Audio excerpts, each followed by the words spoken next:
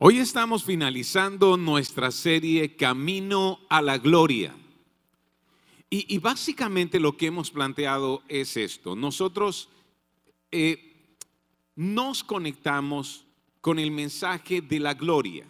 Es decir, nos emociona, nos anima el mensaje que nos recuerda que Dios cumple sus promesas, que en Él obtenemos victorias, que algún día podremos recibir todas las bendiciones eternas que Cristo compró para nosotros.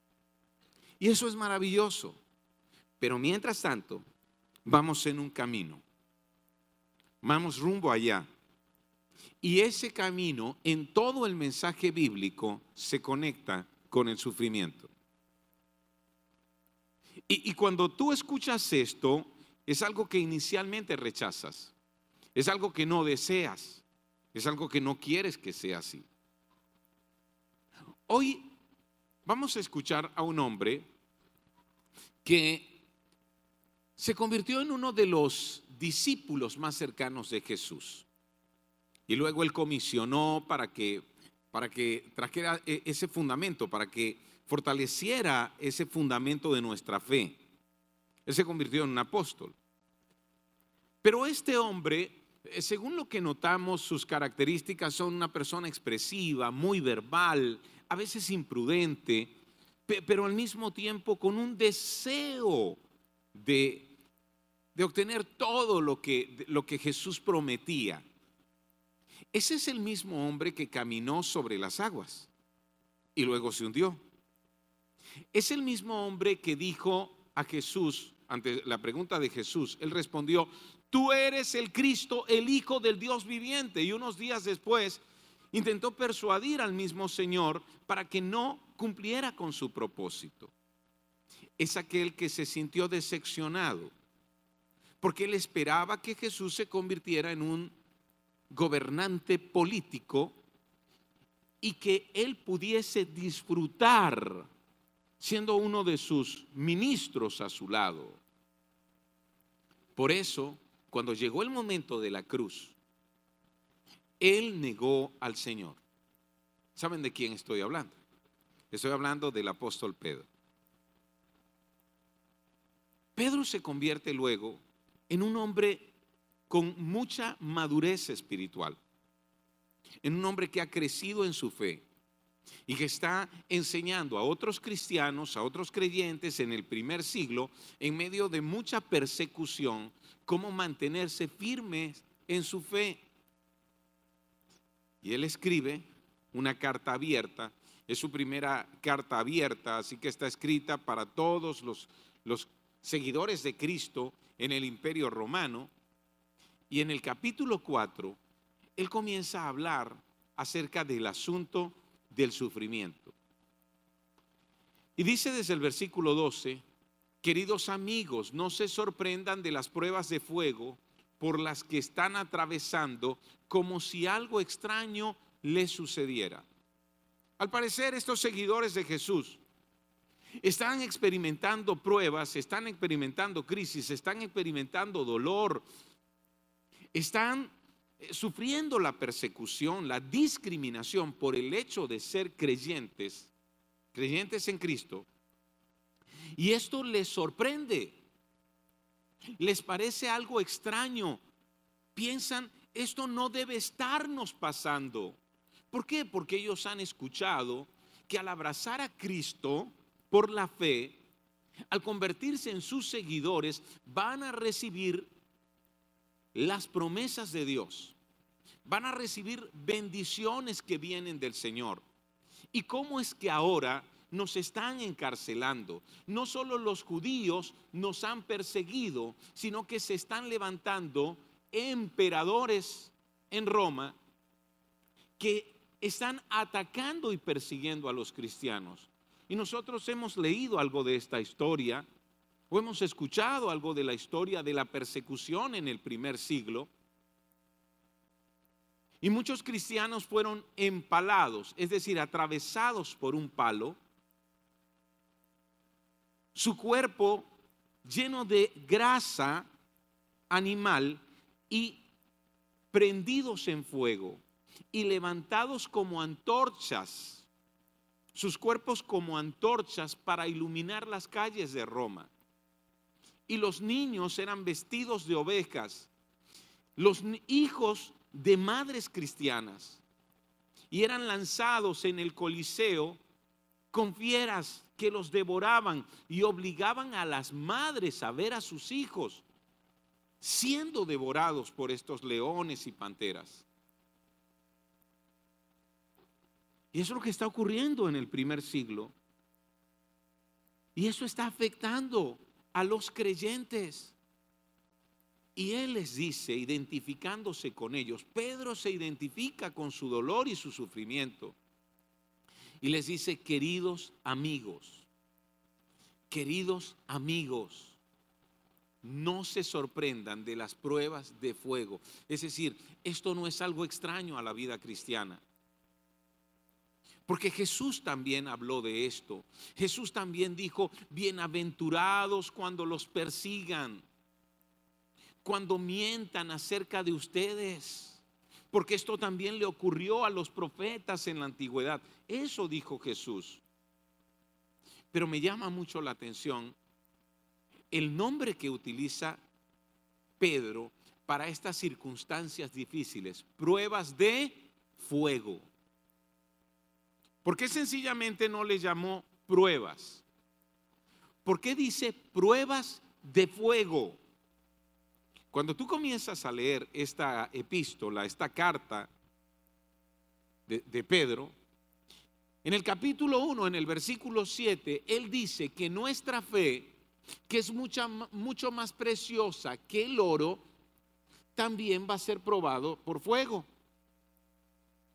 para quitar las impurezas a nuestra fe. Significa, Pedro se está refiriendo al proceso de fundición de metales preciosos, donde se utiliza fuego para quitar la escoria, para quitar las impurezas. ¿Se dan cuenta de eso? Y lo que está diciendo es, Dios está haciendo eso con tu fe. Esa confianza que tú necesitas tener en Dios tiene impurezas. Y tú dirás, ¿qué tipo de impurezas? Bueno, la impureza de hábitos de los cuales no te has deslastrado. La impureza de malos deseos que todavía no estás manejando adecuadamente. ¿Cuántas veces Dios tiene que ayudarme a ver mis impurezas? El orgullo que hay en mi corazón. Y sabes, me presenta una situación donde soy humillado, donde me siento humillado para que mi orgullo salga a la luz y yo pueda rendirlo a Él. ¿Y cuántas veces soy ofendido y me siento herido y la herida se convierte en enojo que se encona y en resentimiento? Y de esa manera Dios me ayuda a ver que ya antes había mucho resentimiento aquí en mi corazón por cosas que ocurrieron en mi familia que Él quiere sacar porque afectan mi confianza en Él, mi fe. ¿Cuántas veces hay mucha rebelión dentro de mí? Soy el tipo de persona que parece vivir su vida diciendo no le hago caso a nadie. Nadie tiene que decirme lo que tengo que hacer. Y en esa forma de rebelión, ¿sabes? Dios me lleva a vivir teniendo alguna autoridad abusiva que me ayuda a ver cuánta rebelión hay dentro de mí. Esta es la prueba de fuego. Y Pedro está diciendo, es parte de tu vida como creyente, es parte de tu vida como seguidor de Cristo, aunque no quieres conectar la gloria con ese camino que implica sufrimiento.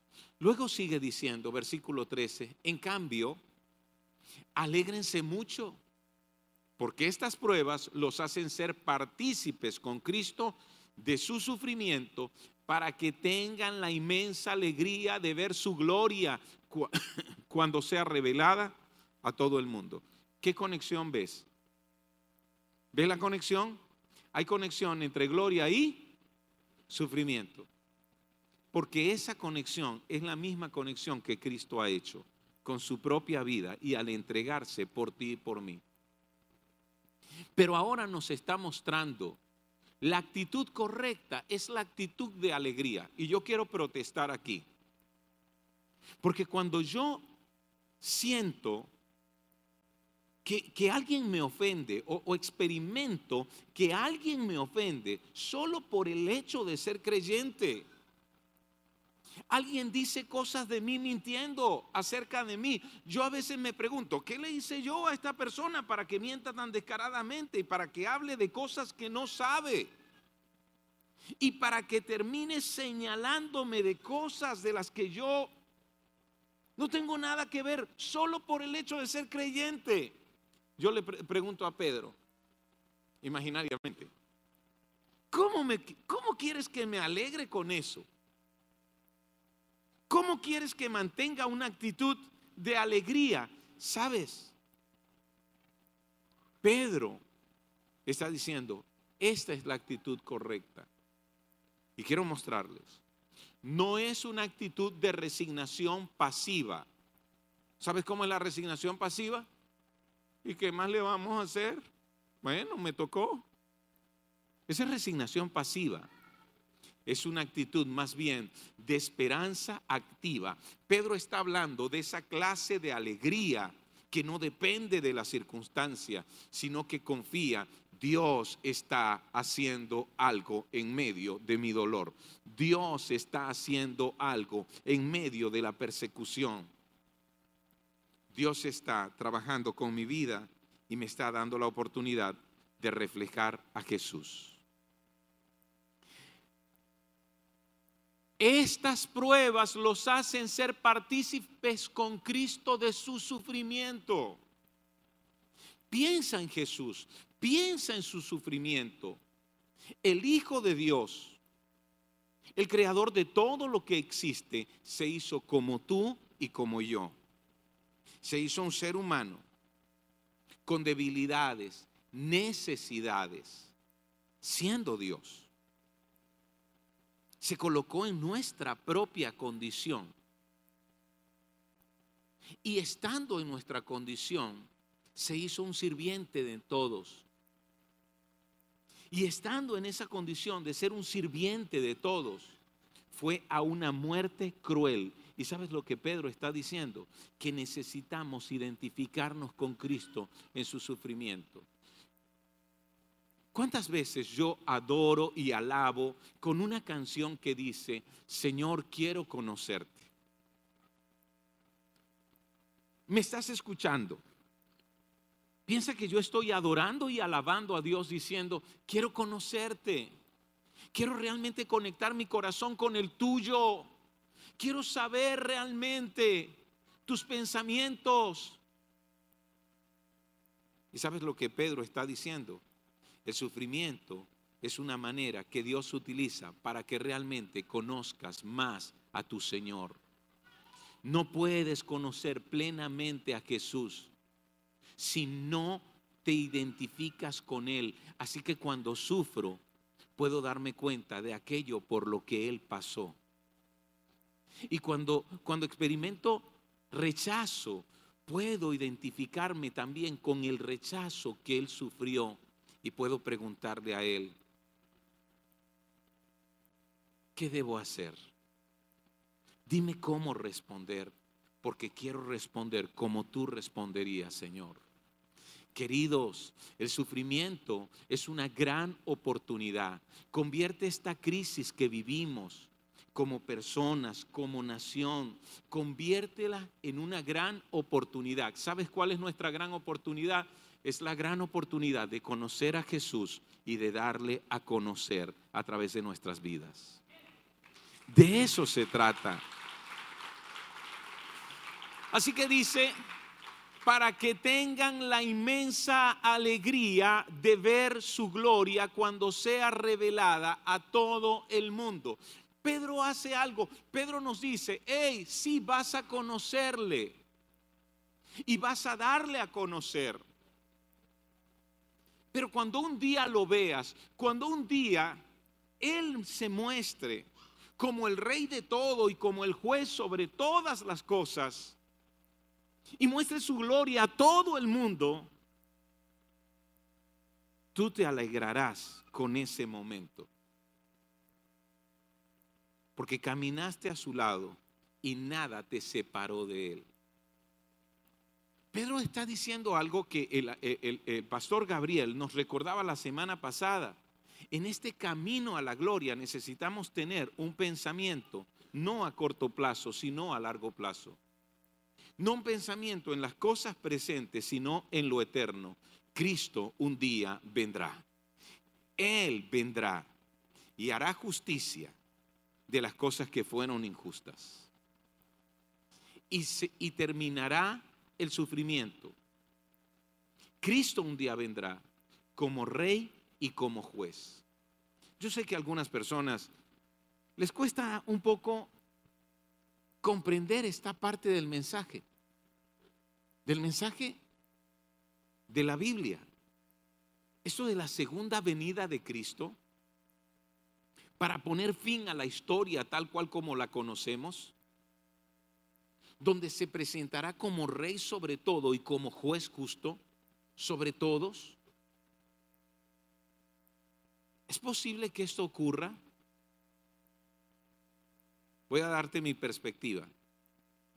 Con la concepción, nacimiento, vida, obra, muerte y resurrección de Cristo, se cumplieron más de 300 profecías al pie de la letra, de forma impresionantemente precisas. Que los profetas de la antigüedad dijeron: Dios cumplió su palabra porque Dios es fiel. Con su primera venida, cuando vino para conectarse con nuestra condición humana y para sufrir el castigo que nosotros merecíamos, se cumplieron más de 300 profecías. Pero Él resucitó, demostrando de esa manera que es el Hijo de Dios. Y la promesa que nos ha dejado es que regresará. Y es de lo que aquí está hablando Pedro. Y es allí donde debo tener mi mirada, no en las cosas presentes, sino en lo eterno.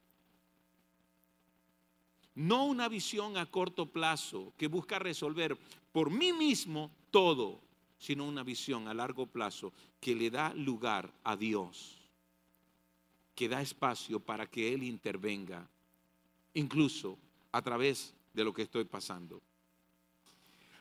Así que alégrense, sigue diciendo, recuerda, no es resignación pasiva, es esperanza activa. Alégrense cuando los insulten por ser cristianos, porque el glorioso Espíritu de Dios reposa sobre ustedes. Y ahora Pedro está diciendo, ¿de qué estamos llenos? ¿Quién dirige nuestras vidas? El Espíritu de Dios fue el mismo Espíritu Santo que ungió a Jesucristo. Y es ese mismo Espíritu Santo que ahora habita cada creyente, habita en cada creyente, también capacitándolo para ser como Jesús. Queridos, piensen en esto. Si en medio de esta crisis, donde muchos retienen, nosotros obramos con generosidad, estaremos haciendo una profunda diferencia que muestra quién es nuestro Señor. Si en medio de esta crisis, donde muchos se hunden en la corrupción, nosotros caminamos haciendo lo que es correcto, diciendo lo que es correcto, estaremos reflejando esa clase de valentía que se lleva el temor, que vence el temor. Pero eso es posible. Pedro está diciendo eso es posible porque el glorioso Espíritu de Dios reposa sobre ustedes. Recuerda, la crisis es la gran oportunidad para conocerle y darle a conocer. Le conozco porque me identifico con Él en sus sufrimientos. Por cierto, me identifico con Él en sus sufrimientos porque Él primero se identificó conmigo. Esa es la verdad. Yo no fui quien subí al cielo. Él bajó aquí para estar a mi lado. Amén. Es la gran oportunidad para conocerle. Pero es la gran oportunidad para darle a conocer. Extendiendo mis manos al necesitado. Abriendo mi boca para traer esperanza. Sanando al herido. Levantando al que es oprimido. Defendiendo al que es abusado. Y el Espíritu Santo me capacita para hacerlo. Llevar sanidad, llevar libertad, llevar vida. El Espíritu Santo me capacita para hacerlo. Hay un momento en el Evangelio que es maravilloso. Jesús ya tiene la edad para leer el Antiguo Testamento, porciones del Antiguo Testamento en la sinagoga. Y está allí en la sinagoga, en su ciudad. Y le toca por causalidad leer las palabras que escribe el profeta Isaías acerca del Mesías que vendrá. Y esas palabras dicen: el Espíritu del Señor está sobre mí, me ha ungido. Me ha ungido para dar vista a los ciegos, libertad a los cautivos, apertura de cárcel a los presos, proclamar el año de la buena voluntad del Señor. Y de pronto, cuando lee todo el pasaje, cierra el rollo y dice a los judíos religiosos que están allí con él: hoy se han cumplido estas palabras delante de sus ojos. ¿Y sabes qué ocurrió? Ellos se enojaron, se indignaron, porque al haber dicho eso, él estaba diciendo: yo soy el Mesías que ustedes esperan. Y lo sacaron de allí a empujones y quisieron matarlo. Jesús está diciendo: el Espíritu del Señor está sobre mí, me ha ungido. Pedro está diciendo: el mismo Espíritu que ungió a Jesús para hacer lo que hizo está ahora en ti. Ve y refléjalo, ve y muestra quién es tu Señor. Eso es en medio del dolor. Es esa alegría como esperanza activa de la que les estoy hablando. Sin embargo, si sufren, que no sea por matar, robar, causar problemas o entrometerse en asuntos ajenos. Toma eso. Ahora el apóstol Pedro está haciendo una línea divisoria. Está diciendo: algunos de nosotros como creyentes vamos a sufrir en medio de crisis, en medio de persecución, rechazo, discriminación. Y vamos a sufrir por nuestra fe. Vamos a sufrir por mantenernos haciendo la diferencia en un mundo que va contra los valores del cielo. Pero otros van a sufrir porque Dios los va a corregir y los va a disciplinar por no hacer lo que es de acuerdo a su voluntad. Quiero preguntarte: ¿de qué lado estás? ¿De qué lado quieres estar? ¿Del que sufre por hacer lo correcto, por agradar a Dios, por ir en contra de los valores de este mundo que contradicen los valores del cielo, o del que sufre porque lo merece, porque no está haciendo lo correcto? Pedro está haciendo la diferencia. Queridos, las crisis pueden sacar lo mejor de nosotros o lo peor de nosotros. ¿Escuchaste eso? Y yo quisiera preguntarte: ¿la crisis que hoy vivimos en esta nación está sacando lo mejor de ti o lo peor de ti? En las mayores crisis económicas que viven los países, aumentan las estafas. ¿Sabías tú eso? Y hay gente que viene el domingo en la iglesia, pero durante la semana está engañando y estafando a la gente. Las crisis pueden sacar lo mejor o lo peor de nosotros. Y si digo que soy seguidor de Jesús, y si creo haber abrazado a Jesús por la fe, y estoy actuando de esa manera, mi sufrimiento no es por hacer lo correcto. Mi sufrimiento viene porque Dios entonces va a corregirme como un padre corrige a su hijo.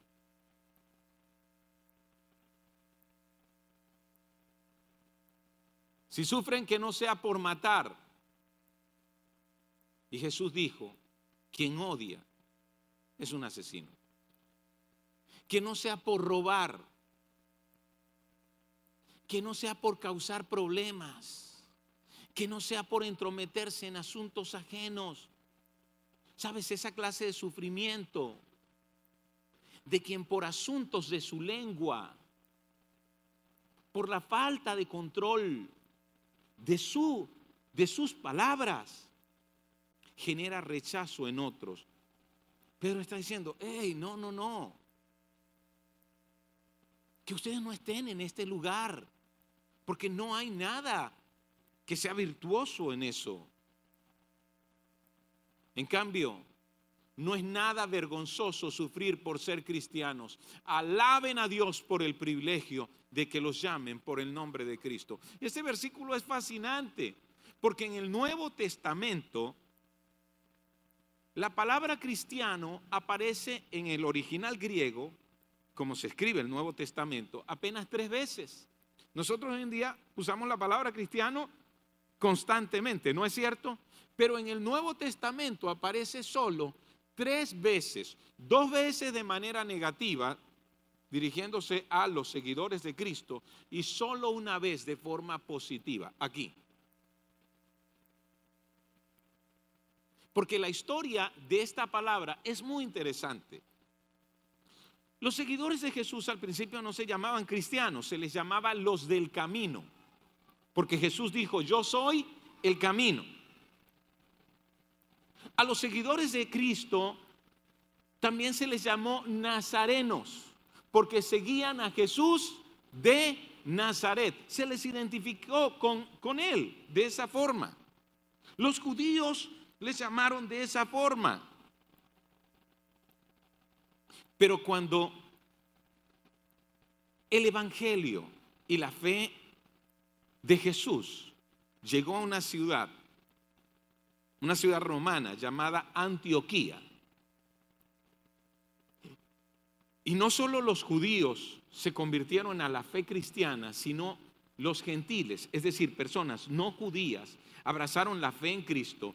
Allí en Antioquía fue que comenzaron a llamarles cristianos. Ahora, cristiano no era una palabra bonita al principio. Era una palabra despectiva. Era algo como decir pequeño Cristo. Así, tú crees que tú eres un pequeño Cristo. Era como decir estos cristitos. ¿Qué tal? Y qué maravilloso. Pedro toma esta palabra y dice, no te están humillando. No te sientas humillado cuando te llamen así, porque te están identificando con Él. Te están conectando con Él. ¡Wow! Pero ¿cómo me conectan con Él? ¿Sabes? Me conectan con Él por lo que vivo, por la manera como actúo, por mis actitudes. Yo quiero que me conecten con Él, no porque yo diga que soy cristiano evangélico. Yo quiero que me conecten con Él, porque donde yo llegue, aún sin conocerme, aún sin saber quién soy yo, me digan, yo te veo diferente. Tú eres una persona distinta a las demás, ¿sabes? Tu actitud, tu manera de comportarte, tu generosidad, tu preocupación por otros, la forma como nos bendices. y que la pregunta sea, ¿tú eres cristiano?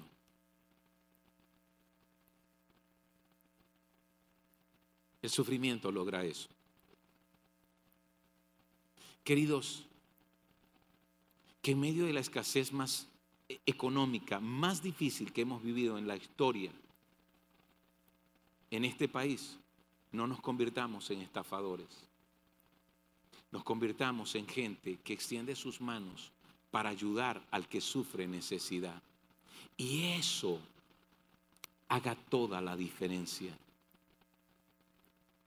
Que en medio del sufrimiento, y cuando otra persona nos rechace por nuestros valores y nuestras convicciones, que mañana venga y nos busque diciendo, ¿sabes qué? A pesar de que te rechacé, de ti solo recibí aceptación.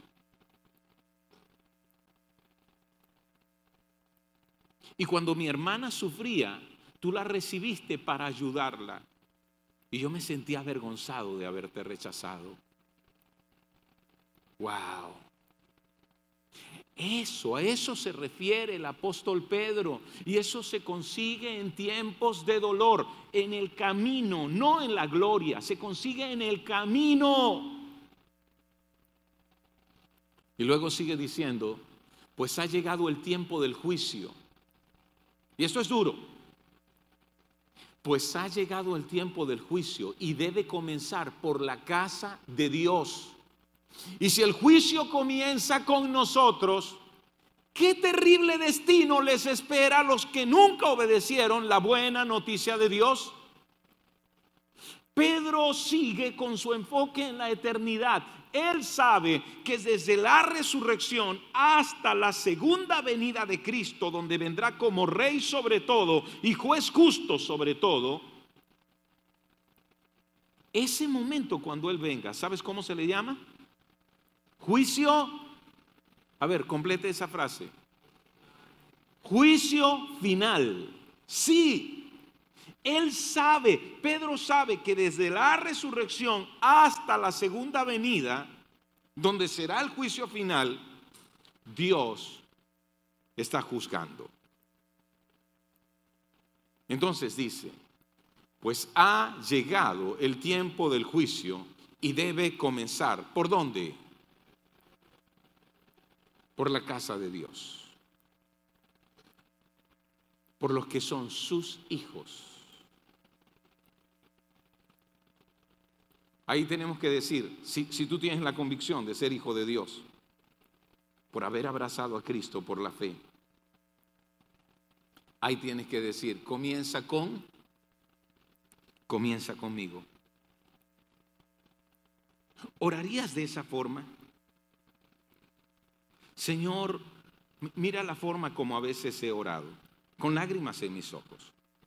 Señor, yo sé, y por lo que veo entiendo, que mi nación está bajo tu juicio.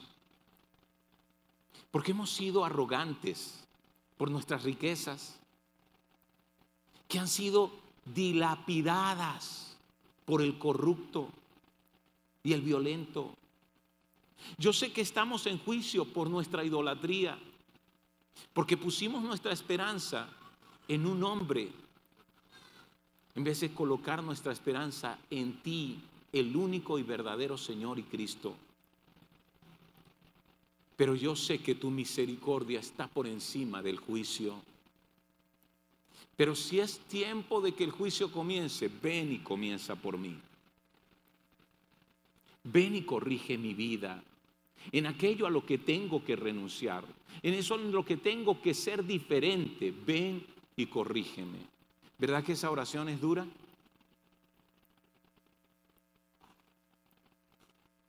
¿Qué te parece si esta semana, como reto, como desafío a tu fe, haces esa oración? Y le dices, ven, corrígeme, muéstrame lo que necesita cambiar dentro de mí, para hacer la diferencia en esta nación, para hacer la diferencia como parte de tus hijos, porque quienes hacen la diferencia en una nación son aquellos que forman parte de la casa de Dios. Esa es la voluntad de Dios. Piensa, Cuando lees la Biblia, lees acerca de la historia del pueblo de Israel. Y sabes, la historia del pueblo de Israel es una historia muy interesante porque Dios escogió a un hombre llamado Abraham solo por su gracia, solo por el anhelo de su corazón, lo escogió y de él formó una nación. ¿Y sabes cuál era el propósito de esta nación, Israel? Que ella diera a conocer el mensaje de Dios al resto de las naciones. Que esta nación mostrara quién es Dios. Sin embargo, Israel se apartó del Señor. Y ocurría esto, cuando ellos se apartaban y se olvidaban de Dios y se hacían indiferentes a su voz, Dios levantaba naciones paganas, naciones malvadas, y usaba esas naciones para traer juicio sobre Israel y corregirles como un padre corrige a sus hijos. Es decir, él empezaba ¿con quién? ¿Con quién empezaba? Con su propio pueblo. Pero cuando estas naciones, por ser naciones malvadas, se excedían en su trato hacia Israel, Dios entonces luego decía: ya se han dado cuenta de lo malvado que es su corazón por la forma como trataron a mi pueblo. Ahora voy contra ustedes con toda justicia. ¿Qué te parece? Lo mismo Dios hace en este tiempo. Muchas veces Dios va a levantar, como yo te decía, muchas veces Dios va a levantar a una persona que te va a herir y ofender solo para corregir esa tendencia que tienes a resentirte y vengarte. Pero luego de corregirte a ti, vendrá para hacer justicia. Por eso dice: qué terrible destino les espera a los que nunca obedecieron la buena noticia de Dios. Y ahora Pedro cita un proverbio. Además, está entre comillas, significa que está citando a alguien más. Si el justo a duras penas se salva, ¿qué será de los pecadores que viven sin Dios? ¿Está citando un proverbio? Sí. Está citando Proverbios 11:31, que dice así: si los justos reciben su recompensa aquí en la tierra, cuánto más los pecadores perversos. Si los justos reciben su recompensa aquí en la tierra, cuánto más los pecadores perversos. Es decir, uno lee esto y la primera impresión que le da a uno es que para salvarse uno tiene que hacer mucho esfuerzo, cuando sabemos que la salvación es por gracia, por medio de la fe. Es decir, yo no soy salvo por mis obras, yo no soy salvo por mis méritos. Nada bueno de lo que yo haga puede borrar mis pecados. Y Dios debe castigarme por mis pecados y faltas contra Él, si Él es un Dios justo. Por eso Cristo vino y murió en la cruz del Calvario. Él llevó mis pecados. Él llevó lo que yo merecía. ¿Sabes lo que Él hizo? Yo estaba vestido con vestiduras sucias que me impedían acercarme a un Dios santo. Y con su obra, Él me quitó las vestiduras sucias. Pero yo había quedado desnudo. Cristo resucitó. Y con su resurrección mostró que Él era el Hijo de Dios. ¿Sabes qué hizo? Me vistió con sus vestiduras blancas y me presentó delante del Padre como un hijo de Dios. Esa es la gracia. Así que no depende de mis obras. Pero tú sigues preguntándote: ¿y por qué dice ahí si el justo a duras penas se salva? Está hablando acerca de aquellos que son salvos. Van a vivir rechazo, persecución, crisis, pérdidas y dolor en medio de su fe, en el camino de su fe. Es decir, Pedro está haciendo ver las penas por las que tendremos que pasar. Pero luego por eso se pregunta, ¿qué será de los pecadores que viven sin Dios? ¿Cuántos de ustedes alguna vez han dicho, vamos a confesarnos? No, porque ser cristiano eso es duro. Uy, qué difícil es ser seguidor de Cristo. ¿Cuántos alguna vez han tenido algún conflicto donde quieren hacer y deshacer y se frenan y dicen, ay, pero qué difícil es ser hijo de Dios en este mundo? ¿Cuántos alguna vez han dicho eso? Yo nada más.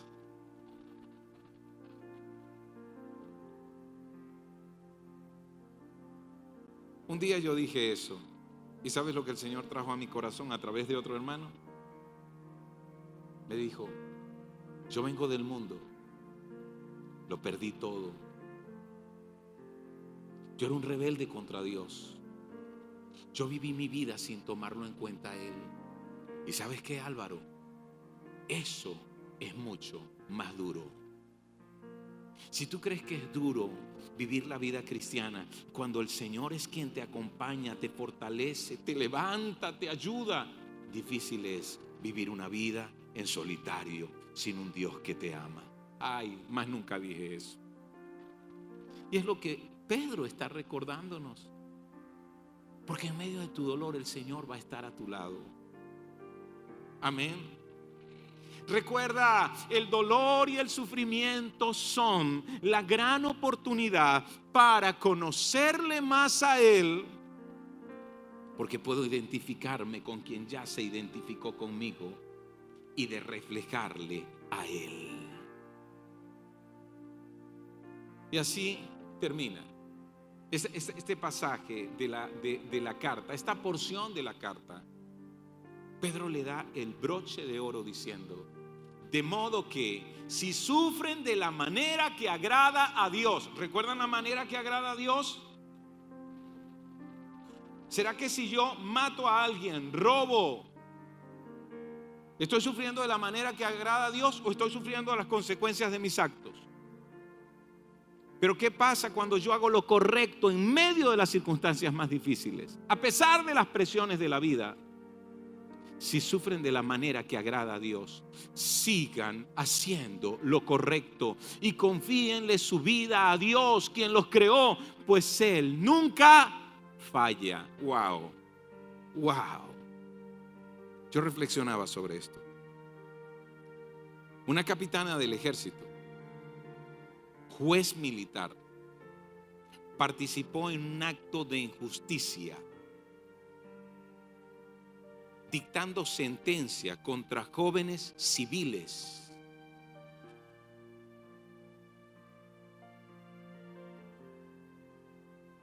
Una de las peores injusticias que hemos vivido.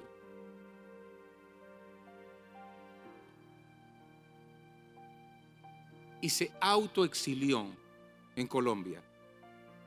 ¿Escucharon las noticias?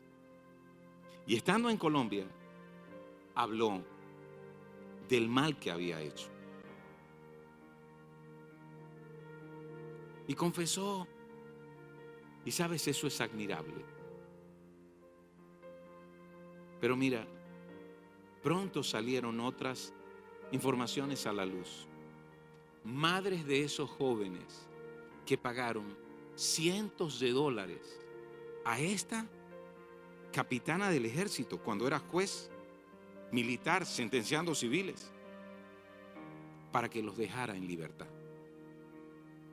Madres diciendo, pero la perdonamos. Y sabes, esta mujer, ex juez, se disculpó diciendo, si yo no participaba en esto, a mí me iban a perseguir, apresar y torturar también. Yo no voy a juzgarla. No debería ser nuestra posición. Pero ahora me juzgo a mí. Si yo estuviese en esa posición, ¿qué hubiese hecho? Si tú estuvieses en esa posición, ¿qué haces?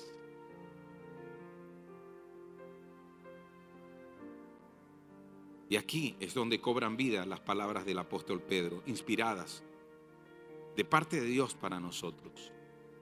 De modo que si sufren de la manera que agrada a Dios, ¿será que aceptaré el sufrimiento? ¿Será que aceptaré persecución, cárcel y tortura? Si sufren de la manera que agrada a Dios, sigan haciendo lo correcto. ¿Será que a pesar de estas amenazas haré lo correcto y haré una diferencia en un país donde la justicia se ha quebrado, donde la corrupción se ha institucionalizado? ¿O me disculparé diciendo no quería sufrir? Por eso mentí, no quería sufrir, por eso acepté el soborno, no quería sufrir, por eso extorsioné a la gente, no quería sufrir, por eso me aproveché de la situación. O sufriremos de la manera que agrada a Dios, o haremos lo correcto a pesar de las circunstancias, porque hemos confiado nuestras vidas al Señor y le hemos dicho: yo haré lo que es correcto ante tus ojos, pase lo que pase, porque mi vida está en tus manos. A Dios, quien los creó, pues Él nunca le fallará. Yo sé que estarás a mi lado, vaya a donde vaya. Nunca me faltarás, no me abandonarás. Me pueden quitar todo, pero no me pueden quitar al Señor de mi vida, al dueño de mi corazón. En ti confío. Vamos a estar de pie. Vamos a estar de pie. Cierra tus ojos ahí donde estás. Querido Dios, gracias por este tiempo que tú nos das. Gracias por hablarnos acerca de ese camino a la gloria. Señor, hoy queremos depender de ti. Señor, en medio del sufrimiento y del dolor, veremos este momento y en medio de la crisis que atravesamos como nuestra gran oportunidad de conocerte más a ti y de darte a conocer. Darte a conocer haciendo una diferencia en esta nación. Señor y Dios, hoy recordamos las crisis pueden sacar lo peor o lo mejor de nosotros, pero cuando dependemos de ti y somos guiados por tu Espíritu Santo y actuamos en el poder de tu Espíritu Santo, la crisis va a sacar lo mejor de nosotros, el reflejo de quién eres tú. Gracias, Señor, porque las pruebas que traes a nuestra vida, que permites en nuestra vida, son en realidad pruebas de fuego que están purificando nuestra fe y nuestra confianza en ti, para ya no seguir aferrados a lo que antes nos aferrábamos cuando no te conocíamos. Te bendecimos porque estás levantando a tu casa para hacer la diferencia en Venezuela. En el nombre de Jesucristo, amén.